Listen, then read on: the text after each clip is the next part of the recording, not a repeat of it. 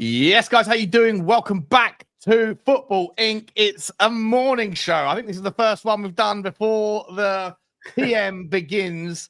We're wiping the sleep from our eyes, but because of scheduling today and because of some breaking news from last night in the world of Tottenham Hotspur with regards to Matt Law on Last Word on Spurs, putting the cat amongst the pigeons with the old story that came out last month around sell to buy and cash flow problems. And then you've got Aston Villa, a team that is actually in PSR mud, that are doing the Chelsea. They are selling their left arm to their right arm and loaning it back.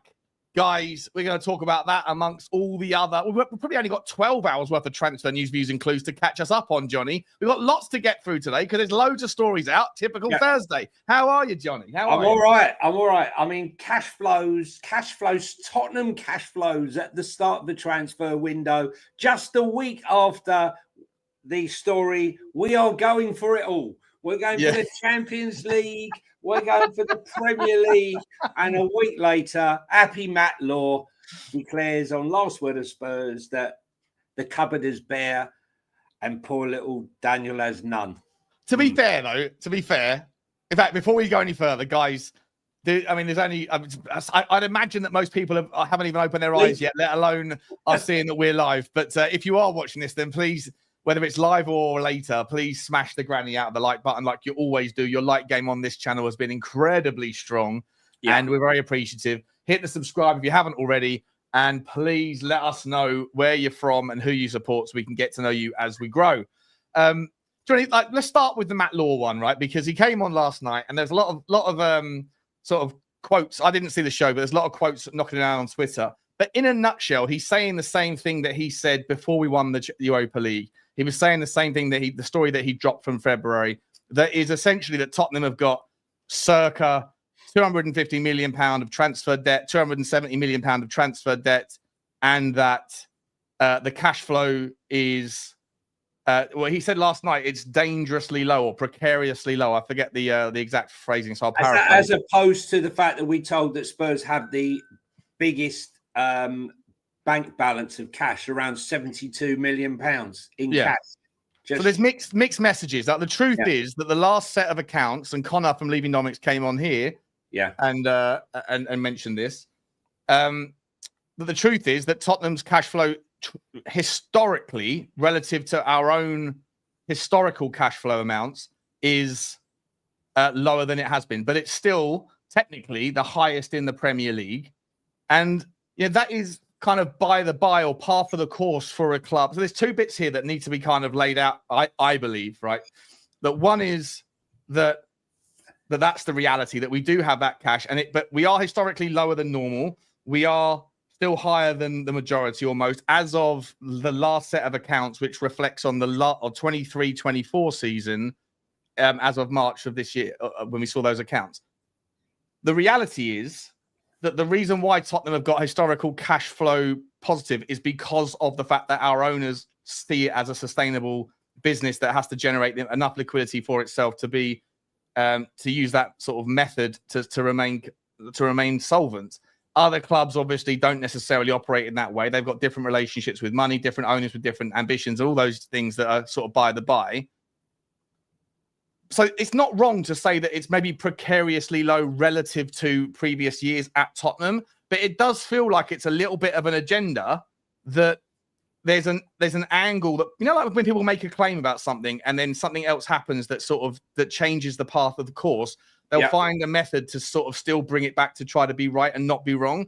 I don't know if it feels like that, but the truth is Tottenham has spent a lot of money over the last 4 or 5 years as well.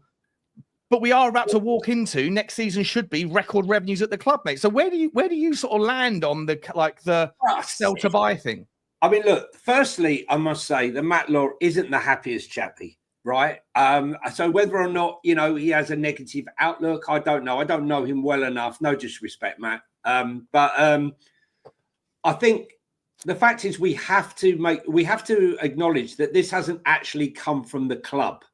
This is a complete counterweight to the comment just last week, as we said, where he's saying, I want it all. I'm going to get it all. I want the Champions League. I want the Premier League. We want to win it all. And then not even a week later, Matty Law reveals there's very little money and we're struggling. If that had come from the club and there's a cash flow issue, then okay, then we can all be up in arms. But this is from a reporter, so he's not an accountant. Who's not an accountant, and he's not in stone, right? It also flies in the face of logic, Johnny. But like, why would I question this? Why would you say that? Why would you say that if you know full well that there's no money? Why would you hang yourself? Why would you hang yourself just a week later? He look. I mean, I think we asked this question. It was either on Spurs Talk Show or it was on here, Johnny. Yeah, a couple of weeks ago. I can't remember, but like I think we played that kind of devil's advocate role. No, it was with Dave Hotspur was on, so it was on Spurs Talk Show. It was devil's advocate of was the timing, like, it's idiotic to say that sort of thing in a video at the start of a window unless you have ambitions to back it up, because you're just going to look like a donut. However, at the same time, the last time we heard from Daniel Levy happened to be at the opportune moment after 9 games, I think it was, of Ange Postecoglou's reign, when we went 7-2 or whatever it was at the time. I've got my Tottenham back. We've got our Tottenham back, right? So is Daniel Levy just a, like, without being, not to be personal, but just like a guy that fails to read the room, fails to think about these things from a fan perspective, and takes the moment when the wind is in his sails to say the things that he hasn't said previously? And was this thing just another example of that? But if so, where is the PR advisory from Vinny, who's supposed to be the fan engagement guru? Listen, look, and he was a part of the video that did that, right? Hang on a minute. It only happened last night, okay? It happened late last night, this revelation. I mean, this from Matt Law, who's still bitter and twisted that Spurs got rid of Ange Postecoglou, despite his 22 defeats. So, I look, I won't hold anything. You think it's an angle, basically? I just think I will give it full credibility if it came out from the club that we are struggling to sell and we to buy. We don't have tons of money and we're going to need to sell. The fact of the matter of Charrington coming onto the board, Sean, from Enoch, representing Joe Lewis, and the fact that Vinay has come in, both with huge financial backgrounds. Charrington, the former head of Citibank, Joe Lewis, his private banker, Vinay with his private equity connections and everything. I fail to not think that there is money coming in on some shape, way or form. So if you looked at the books now, maybe you're looking from the outside looking in, you say, well, hang on a minute, there's an issue here. But in reality, they don't know what's going on behind the scenes as far as, talks and who they're in talks with, even if it's for a minority stake to ease that cash flow. But I just fail to believe, with all the mistakes he may have made in previous, for knowing that you have a cash flow problem or you have problems. I have said numerous times to you on here and on Spurs Talk Show that we do not have the cash for the cash-intensive projects like the hotel, Whitewebb's development, and some of the development that's going on at Spurs with the medical centre, right? So I thought that was the case for these projects, but I didn't believe that we had a cash flow problem as far as spending money on transfers with the 30 events, the uplift to 30 non-football events that's coming in, plus all the bonuses from the sponsors for winning the Europa League, plus the bonuses from sponsors now for being in the Champions League. They're all levels of sponsorship and performance bonuses, and the Champions League money, plus the extra games in the Champions League. It's a money fest. It's a cash fest. So if you are going to spend against future earnings, guaranteed future earnings, I must hasten to add, then I don't think it'll be a problem. I think a lot of this has been the detail about the covenants, the restrictions on the borrowing, and the covenant details. For those that don't understand, Spurs have got covenants regarding the loans, and there is a threshold where they can't spend more. Hello. The alarm's going. Daniel Levy. Daniel's, yeah, he's heard me. But listen, I don't believe you can be pleading poverty at this stage anymore. Okay, so let's see what happens. I wanted to bring this up. I brought this up on the Spurs talk show on the late stream last night. This is from Jim from Oso Spurs, who I'm in a WhatsApp group with him, and he's got like a group of guys that are in there, really cool guys. He's removed me from his WhatsApp group. Oh, is he? Okay. Well, he's got some guys that are accountants that sort of, they do a lot of like pulling up data and going through the accounts as a team and stuff. And this is something they put out. Now, I haven't had a chance to look through it and verify it. And as you can see, I think Connor it sort of takes them to task a little bit on one of the areas here. But in a nutshell, this was the argument they're making, that, you know, whether or not we financially back their manager, Spurs spend 90% of their revenue on player investments, transfer fees, and wages, more than Liverpool and Arsenal. That's in the last 90%. Isn't that we don't spend 90%? Well, hang on. So I don't think this necessarily includes. I'm not sure, but I don't think it necessarily includes net spend. So it might not include the money coming back in that particular year, but I don't know. But in terms of this is their argument, that when you include the wages, the bonuses, all the money going out, plus the money that's been spent on like, so if the revenue was 500 million quid, for example, then the argument is that we spent 450 million quid on the combined of transfer fees and wages. But Connor's got an issue saying it's cherry picking analysis, taking total transfer spend, which is amortized, and add that to 1 year's wages and then divide by 1 year's revenue. But then Jim comes back and says, or someone comes back and says, actually, when you factor in the amortization that's on the accounts, it actually looks worse than when you do it this way. So I don't know. I've got Connor. Connor wants to kind of challenge it, I guess, and challenge Matt Law at the same time. He wants to challenge both sides of the argument. So it's nice that Connor can be balanced about this stuff on a show later on. So we're going to figure it out. But I mean, in a nutshell, go on. Yeah, just quickly, in a nutshell, the overarching theme, I guess, from Matt Law and I guess what Oso Spurs are saying here is that the cash flow is like the wage argument is one thing, which is what all Tottenham fans latch onto. I said this last night as well. I've always been saying, like, there's one pot of money, and if you spend a lot of money on the transfer fees, then your wages have to be down here, because you can only, it's Rob Peter to pay Paul. If you raise your wages, then you can't spend as much on transfers, because that's just the way it goes, right? It all comes from the same pool of money.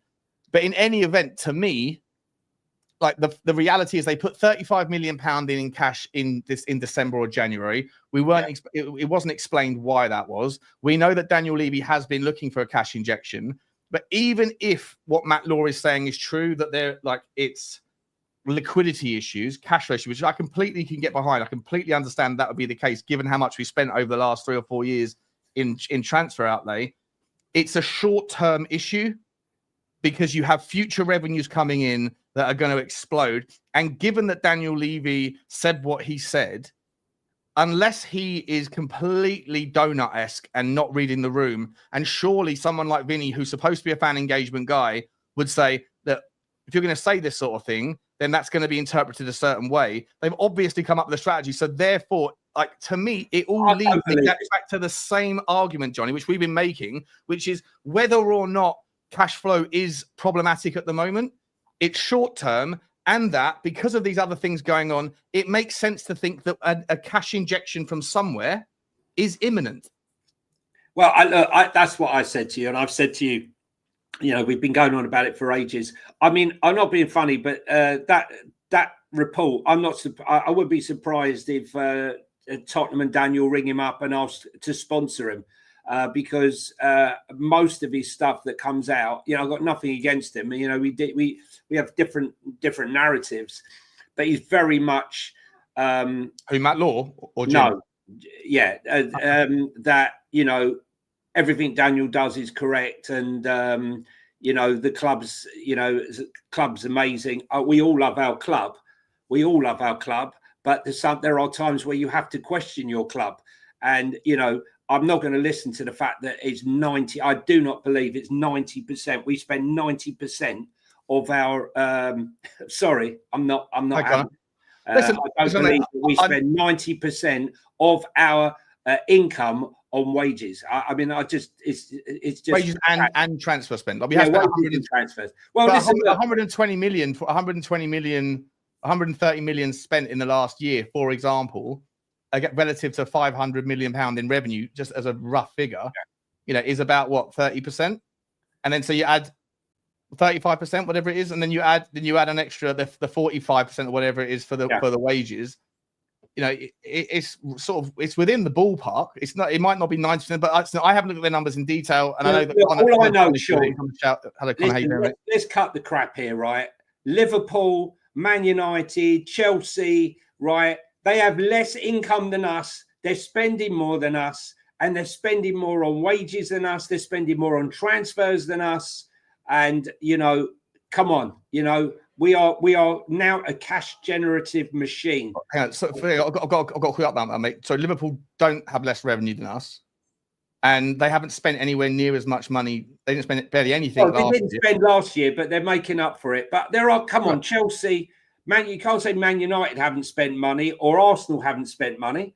Look at the spend on Arsenal. We're not a million miles away from Arsenal, are we? They're two different arguments, though. Like, it's just like, I think so first of all, like, I'm a big fan of Jim. I think he's a really nice guy. I know you and him maybe have had different opinions in the past. So like, I don't echo the same thoughts. No, I've got nothing. No. Let me just make it clear, right? I've got nothing against Jim, like, per se. I know, of course, it's not personal. I know that. Yeah, nothing. It's a just the approach at the club, the way that you view the club. Yeah, we just different. We have different the way we come at it. Supported the club all my life, and like he has, but I just feel we're at a time now. We're at a crossroads, and I feel like 2019 was the pivotal moment to invest in the club and take us to the next level. And I feel that now we've come to that same crossroads yet again in 2025 after winning the Europa League. We're in the Champions League. Morale is high. We've got new board members. We've got a new manager. We've got 30 events coming in. Now's the moment to take it. And let's be honest, right? We can't slag anything because this is rumor. This is Matt Law's opinion. There 100%. Hasn't been anything from the club that says we're not spending any money. But if when the transfer window closes on the 1st of September, it all comes to pass and it's all true, we haven't spent any money and we're all, shopping at Lidl instead of window shopping at Harrods, licking the windows, looking for top talent, and we're looking at the middle aisle at Lidl, then of course the shit's going to hit the fan, Sean.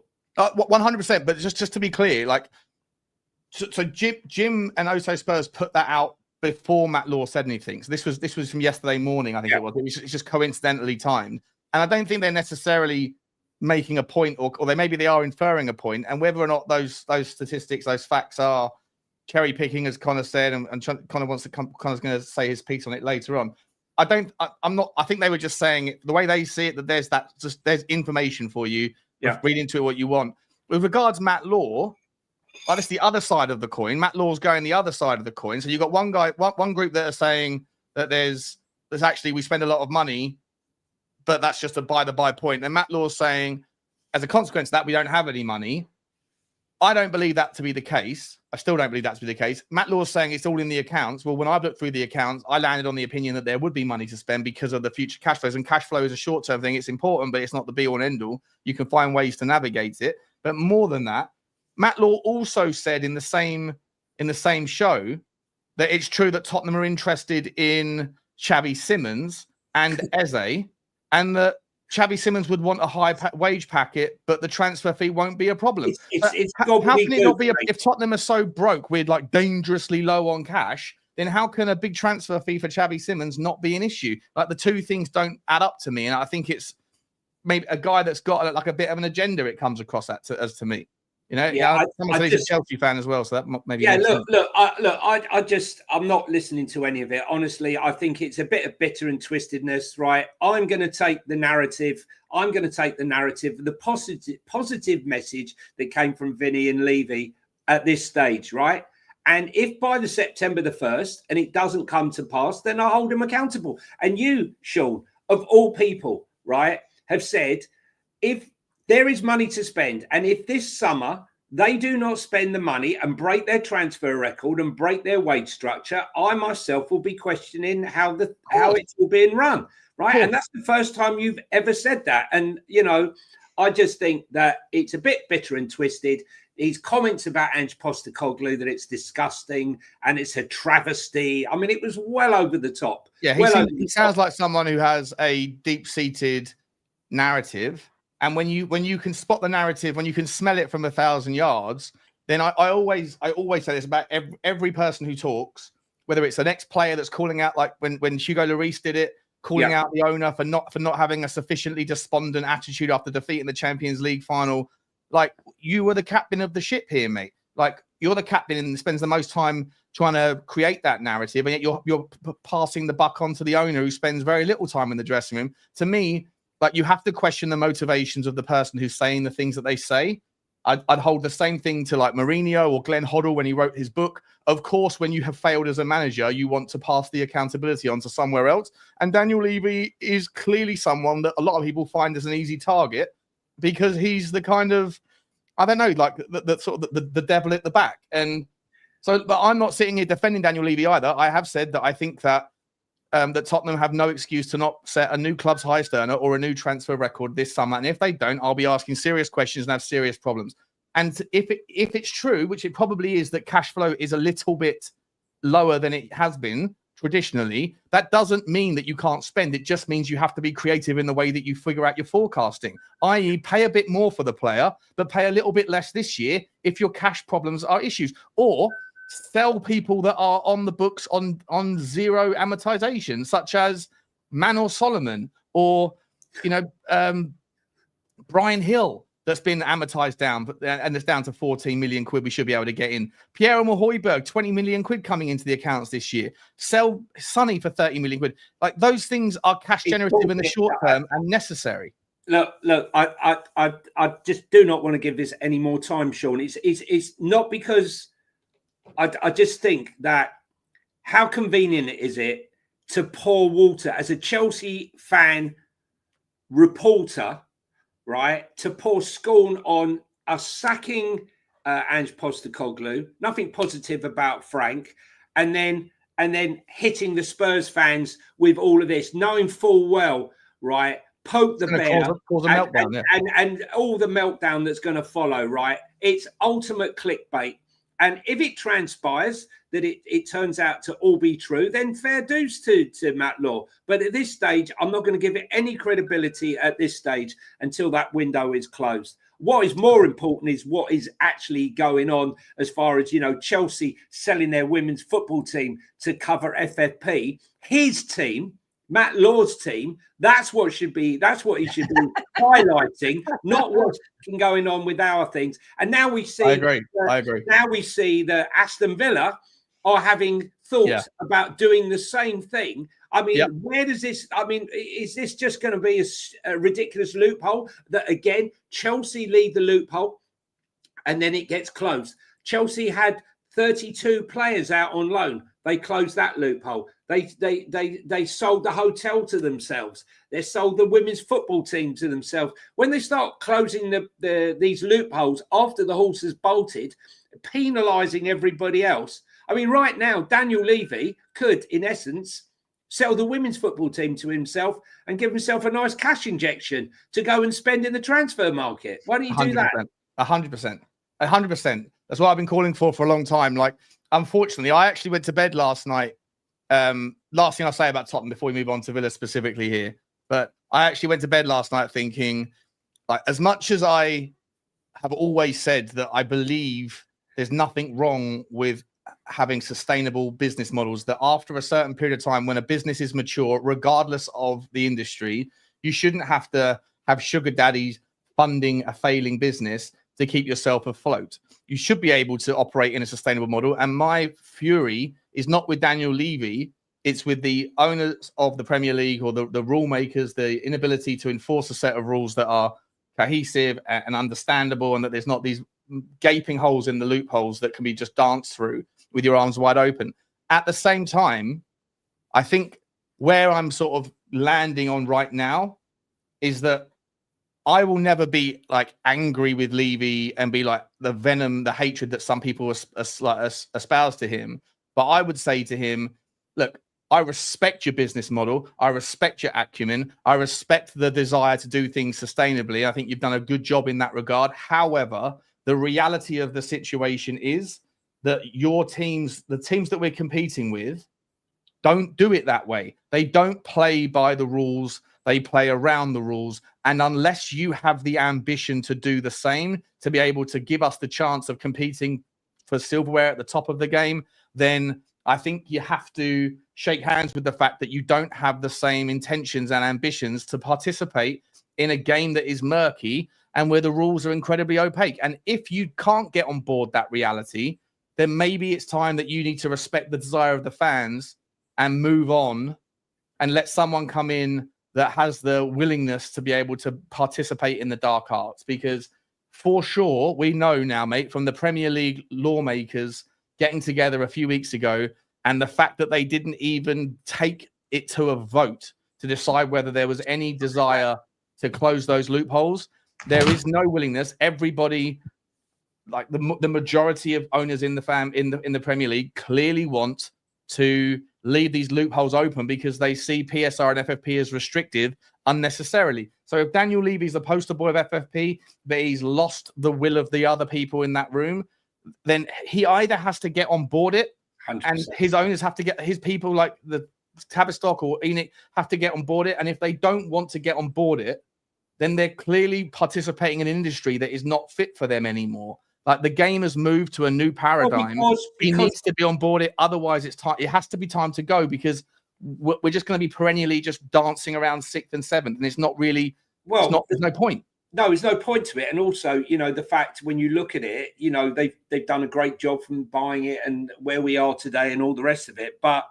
you know, the fact of the matter is, Joe Lewis hasn't put any money into the club for a number of years, and Daniel Levy doesn't have, you know, the cash to put in the club. All his money's tied up, you know, in the, you know, in his assets and the shares. So, but listen, I believe, and I have believed quite a long time now that the fact that Charrington has come onto this board, as I said back in March, when no one was interested in the fact Peter Charrington was coming in, and I was like shouting it from the rooftops, and then Vinny's coming in, that something is going on. You don't put heavyweights like that on a board unless you're trying to attract inward investment. It's obvious we need inward investment. Whether that goes to the team or capital intensive projects, I'm not sure. But if I was investing in Tottenham Hotspur, I'd want to be part of a successful operation, not off the pitch, but on it. So let's wait and see. But listen, Aston Villa, literally, honestly, you know, they're just literally following Chelsea around, and the rule breakers are there doing it. We can do it, as you quite rightly say, Sean. If you don't want to dance with the devil, then fire who and as get out of the disco, right? Like get out of the disco, right? Yeah. Because as someone said in there, I'm trying to see where it was there. If you you know, are the smarter people the people that break the rules? Are the people who break the rules smarter than those that make them? And absolutely right. If you can dance down round it and circumvent the rules, and no one's going to punish you. Listen, when you were a kid and you broke the rules, you got punished. You didn't manage to dance around it. You tried your best, pretending you were ill, sticking your head on the radiator, telling you had a fever, running downstairs. Oh, I'm not well. But you got caught out. They always knew your little tricks. And the Premier League know all the tricks. And yet I'm not sure what we're paying them all for, because they're sat there in their ivory tower watching it all unfold. You know, we are not gurus here, right? Who are the only ones that, Sean and I are the only ones that know what's going on. If we were running the Premier League right now, Sean and I, we'd be calling them in for a conversation, would we not? Yeah, we would. But unfortunately, yeah, of course. But the reality is, right, it almost leans into this need for I don't want the government involved in sport, because I think that the government can't organise a piss up in a brewery. They're terrible. This is why they may.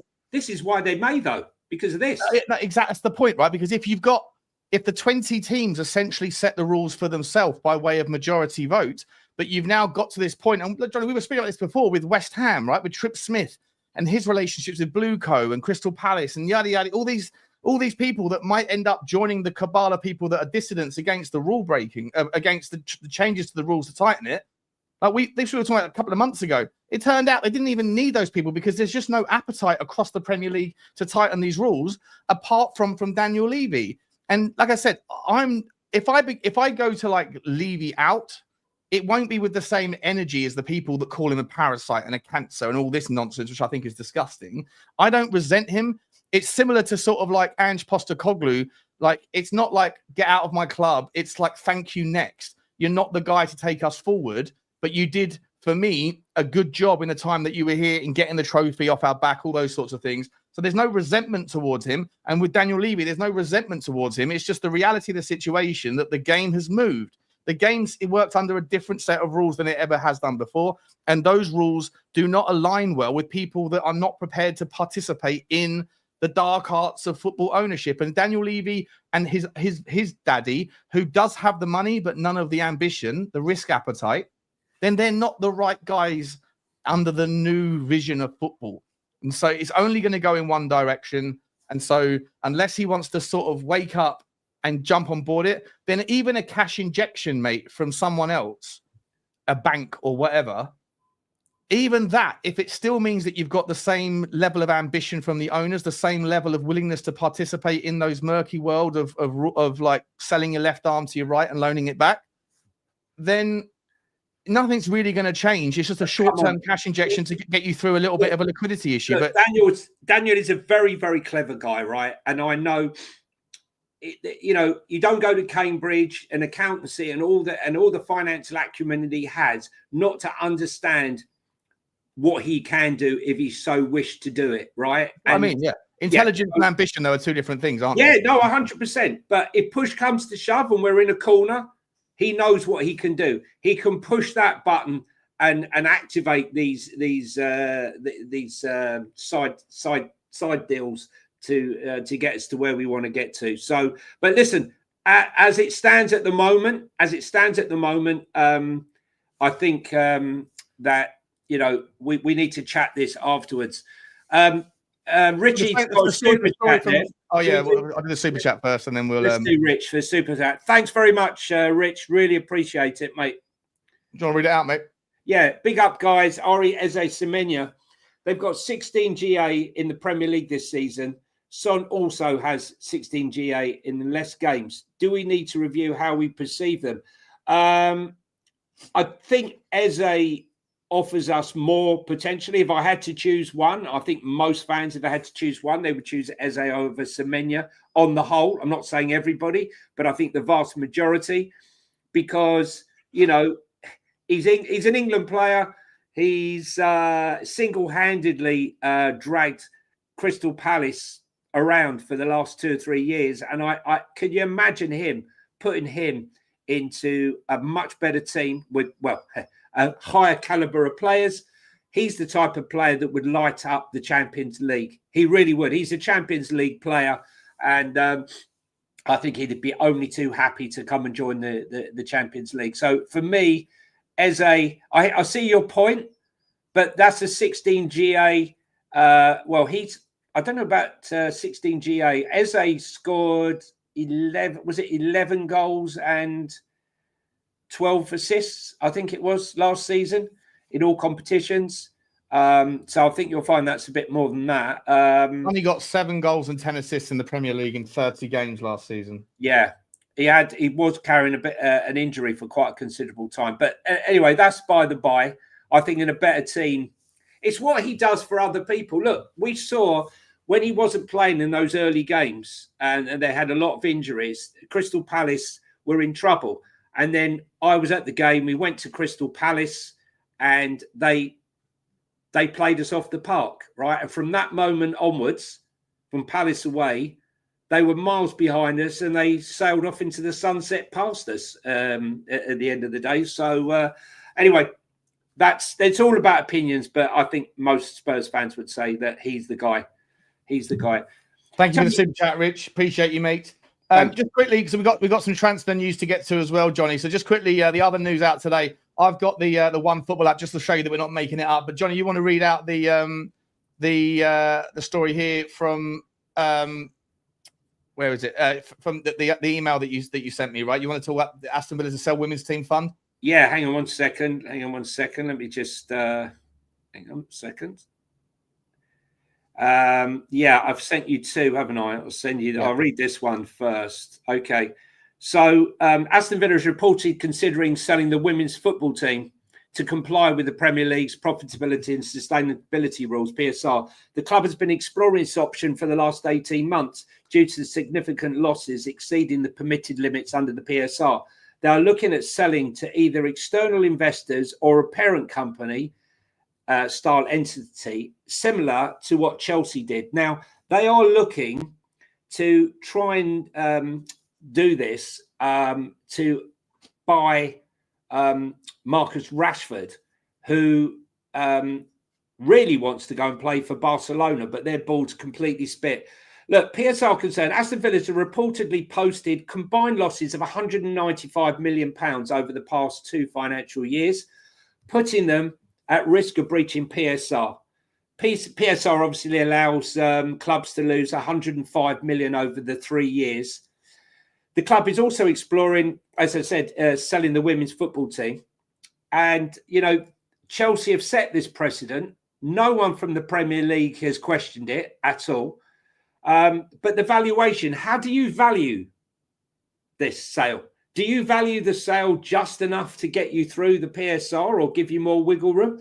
It's unclear what valuation Aston Villa would place on their women's team. Well, I think that the precedent was set via so Chelsea sold their 198 million. It was 198.7. So then after that, the so Blueco bought Aston Villa, Chelsea's women's team for a certain price point, and then after that they sold to sort of validate or verify it to kind of get it through any particular questionable auditing. Serena Williams's husband. That's right. Bought 10%, 8% of the women's team for £20 million, which was on a valuation basis valued the club at 240 million quid, which is more than the valuation that Todd Bowley bought the other 92% from, right? And so in of itself, it validates. And then based on that rate rationale, the way that it can now be set and used by Aston Villa is that I think it was at 25 times the revenue that Chelsea's women's team made. So whatever the women's team makes in revenue from Aston Villa, if you put a 25 times multiple on that revenue, then you get the number that Aston Villa's women's team is worth based on precedent sales. But I don't know what Aston Villa's women's team revenue was last year. Look, the thing is, they're just pulling the wool over our eyes because we know that the women's football team is not worth £200 million. Well, maybe Chelsea. Chelsea's probably got the highest valuation. Chelsea and Arsenal are probably. Oh, there you go. Sorry, just quickly, I've got it here. So Aston Villa's women's team revenue for the 23-24 season was £6.3 million. The 6.3 times 25 is 157 million quid. So give or take. So if they were to use the same valuation metric as what Serena Williams' husband paid for Chelsea's 8% stake, then they can sell the football club to themselves for 157 million pounds. And what do they do? Buy it back at a later date for less. Well, exactly. You know, let's set up a company and sell it to ourselves, and then we can buy it back from ourselves later at a discount rate. And write down the loss. And write down the loss. The tax, yeah. I mean, dear. That's actually insane, isn't it? That's actually insane. I mean, honestly, you know, we're sleepwalking through the BS. Look, you know, we hold up Italy to be a place where there's always corruption. Yeah, let's be serious. Italy have done more about the corruption than we have in the Premier League, right? Let's be honest. You know, they banned players for match fixing. They've demoted teams, Juventus, and now we've got this thing with Inter Milan. I just think. I was at 17 times multiple. Fair enough. Okay, fair enough. Well, that's what I'm saying. Connor, 17 times is outrageous. Okay, so that's 107 million pounds. So Aston Villa can do 107 million pounds. But as Connor says, you wouldn't be selling. If I sold my business, no one's paid me 25 times earnings. No, of course. Well, it depends on the industry. Right? Tech companies trade at like 100 times earnings, Yeah, so. but you're buying the technology more than your earnings, right? And a normal model, you are no way ever paying 17 times. I think companies like Tesco's and stuff like that, sort of consumable type businesses, trade at like 6 or 7 times earnings. So exactly, 6 or 7 is normal, not 17, and certainly not 25. Certainly not. Sure. We wait to see what happens. I mean, they're probably testing to see what the blowback's going to be on the news, whether there's any outrage to them doing it. And if there's absolutely nothing, we'll probably go ahead with it. Look at that. Spurs at a 17 times revenue multiple. Exactly, Connor. Yeah, they'll be lucky to get 3.5 billion. So, let's keep it real. There was an interesting story here that's going to set Arsenal fans into meltdown. Liverpool have joined the race for Gyökeres. Wow. Sure. Wow. I mean, can you imagine? They were bad enough. They were in a mess as it is because they were waiting for the big goal, their big striker signing. What have they got? Kepa, who drops a clanger once every couple of weeks. And they got Norgard, right? A 31-year-old Brentford player. Mate, Arsenal fans last night were like me when I used to go out in Clapham High Street on a Friday night. Lads, I am going all out for a 9 tonight. I'm coming home with a top-class 9, only to settle for a 6 well past her best. 6, more like a 3. More like a 3. They must have been. I haven't watched it yet. 6 well past her best, mate. They must have been. They must have been in an absolute mess. Listen, could you imagine? Look, Darwin Núñez looks like he's going to be going to Napoli or one of the clubs, and they'll get good money for him because I think if you can get inside Darwin Núñez's head and get him finishing again, he's still young enough to improve it. He could still be a monster in a certain league.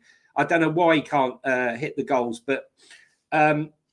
If they buy Gyökeres to go with Florian Wirtz and Salah and Diaz and Jota, Diaz is leaving, but I mean, yeah, but like we don't know yet. They're saying that he's not. So whether that's to make sure that they don't sell him cheap, I don't know. But could you imagine the goals between Gyökeres and Salah?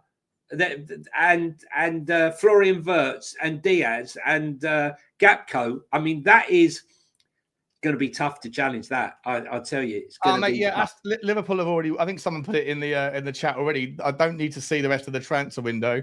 The predictions are clear. Right, Liverpool are going to win the league next year. Then they are because they won it at a canter this year, and like so far the only team that is doing anything that's really worth writing home about, well, there's 2 of them, is Man City and Liverpool. So City will be back up probably so near the top, but Liverpool have improved massively so far. You can make the argument that Kerkez is a better fullback than Robertson because Robertson was on the decline. Kerkez is going to fly, and Frimpong is certainly more defensively stable and very, very attractive going forward as Trent Alexander-Arnold. If they sell Kwanzaa, they have sold Kwanzaa. If they go and replace him with, just for argument's sake, a Gahey and like that back 4 is just going to be invincible. And then going forward, if they get rid of Darwin, like Donkey Darwin, and they bring in 100 goal machine in 103 games, plus they got Salah on the right and whoever else they're going to bring in, and Szoboszlai and Florian Wirtz sort of fighting it out for the 8 and the 10. Honestly, what are we doing here? They need strength in depth. They need a bit of strength in depth to run the Champions League and win the Premier League. As we saw, they absolutely run away with the Champions League in the first stage, and then they got knocked out by PSG because if not, I think they would have gone all the way to win it personally. But look, they're going to go stronger next season. I think it's going to be a really exciting Premier League next season. We want competitiveness, and I think Manchester City signings with what Liverpool are doing is exciting. But I love it if Liverpool nicked in and scored, got Gyökeres, and well, Spurs aren't getting him. So that means that the decision will be taken out of their hands and they'll have to go for Sesko. Yeah. But then imagine if someone else comes in and yoinks them out, mate. The meltdown would be nothing short of sensational. Absolute class, mate. Absolute class. Absolute class. Congratulations, by the way, to England last night. And the 2 goals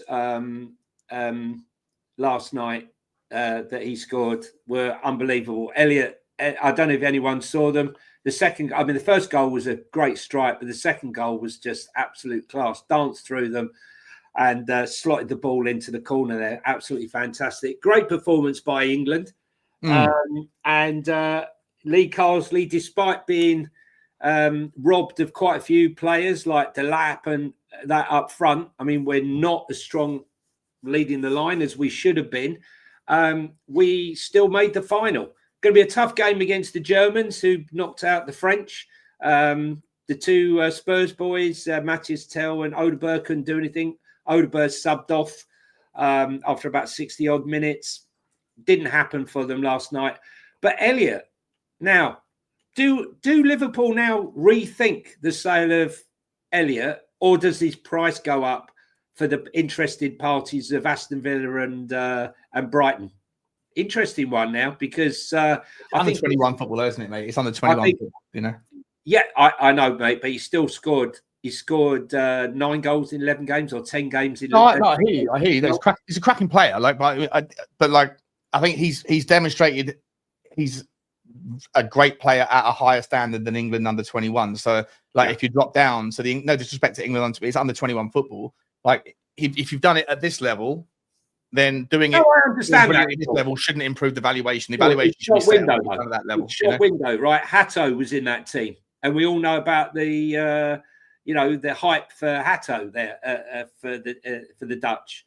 Yeah, and so if he'd have ripped it up that night, everyone would be going, "Wow, Hatto," and the price would have gone up. I'm just saying, will that draw other clubs in?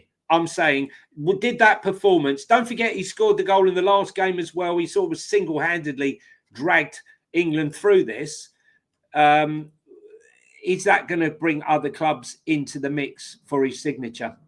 I don't know. Look, let me put it in a different perspective. If Harry Kane scored 7 goals in a Europa Conference League game, would that change his valuation? I think the valuation is set because of the standards that he's already doing at the Liverpool level, the Premier League level. Harvey Elliott has proven that he's very good and capable, and that to me is the benchmark. Dropping down and doing really well shouldn't change the valuation. It should just, if anything, confirm that he's a big game player, and that's great, and it might draw more attention to him, and then by proxy of that, a bidding war potentially. But in terms of, have we learned anything about Harvey Elliott last night that we didn't already know from the highest standard of the Premier League? I would say no. But either way, it's just a brilliant performance, and congratulations to him. Well done to him. And well done to guys, if you're in the chat right now, please smash the granny out of the like button. Okay, just hit that like button. If you're here, it's very easy. Just reach forward and hit that like button.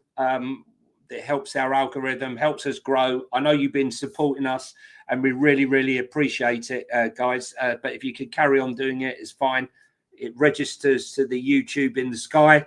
And pushes us forward. We might only have 2,200 followers, or getting up to 2,500 followers at this stage, but our viewing numbers far exceed our subscribers. So if you are watching for the first time, or you come across us for the first time and you're not subscribing, please hit that subscribe button there.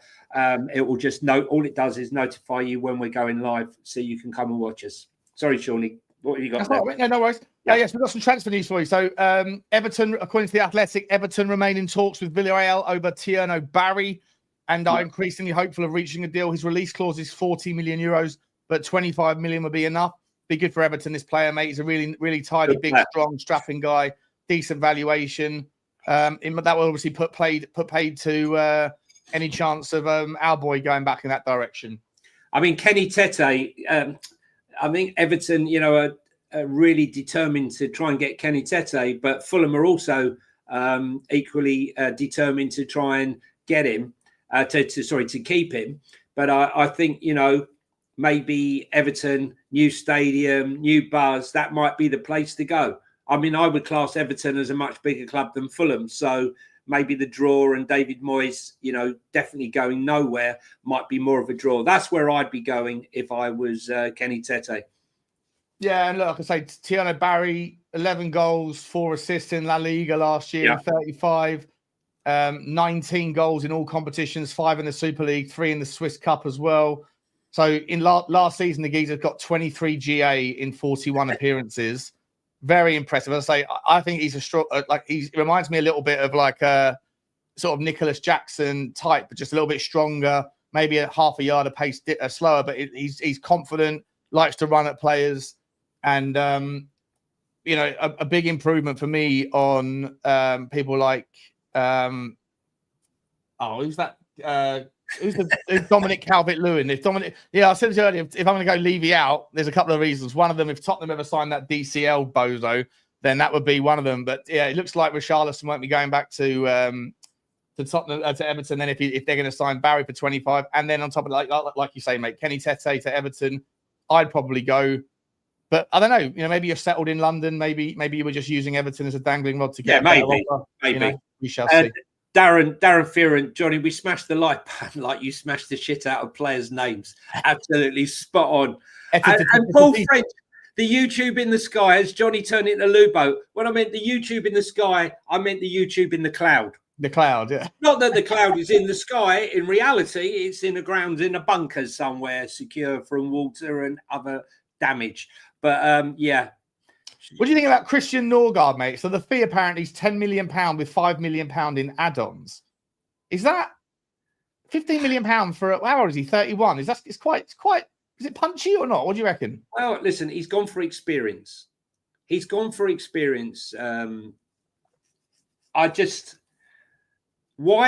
has Frank not gone for him? Is Frank not gone for him because he knows he needs a bigger monster six for the system he's going to have? Or after working with him and having a very close relationship with him, don't forget he's his captain, why would he not say, Tottenham, I want him? Because if he'd have gone to Spurs and said, look, I want this player, Spurs would have moved heaven and earth to bring him in for only £11 million. Daniel would have been rubbing his hands. So I just think it's one of those things where at Arsenal he's going, like he'll play fourth fiddle in that double pivot. To me, the 3 people ahead of Rice, Zubimendi and Mikel Merino. And so it's decent addition. It's replacement for Jorginho. Obviously, Zubimendi's replacement for Partey. And they're kind of just for liking it. They don't want to throw too much money at it, but he's not going to play too many minutes, I would imagine. Or maybe he'll play in the cups and things, and that's fine. Good move for them. If Tottenham go and sign Norgard, is he good enough to be your monster six? I'd say no.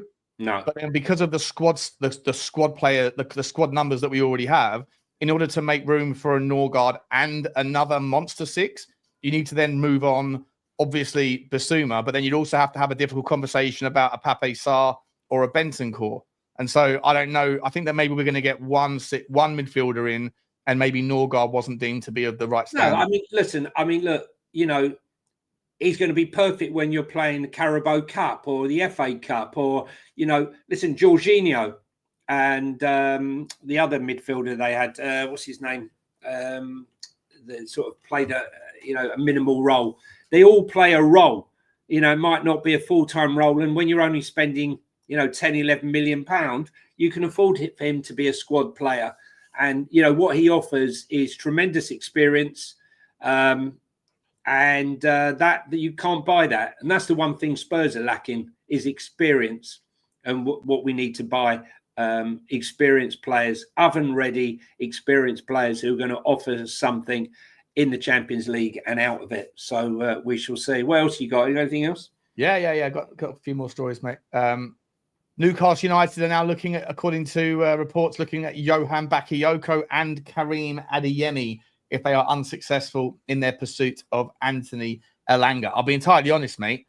If you're going to give me those 3 players as a pick, if I'm a Newcastle United fan, and the way that they play football, I'm picking either Bakayoko or Karim Adeyemi ahead of Anthony Elanga.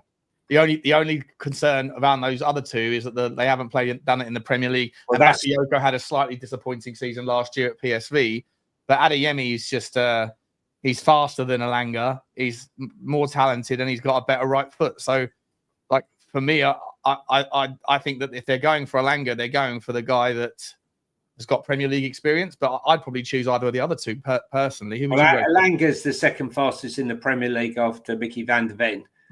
And if you remember some of the goals he scored last season, he was crucial for Forest. Yeah. And quite rightly, they put on a high transfer fee for him, because, it's not easy to replace him. Be interesting if they did sell him to Newcastle for 55, 60 million, and then they went and bought Adeyemi or... well, they were interested in Bakayoko last summer, weren't they? Yeah, but you know what?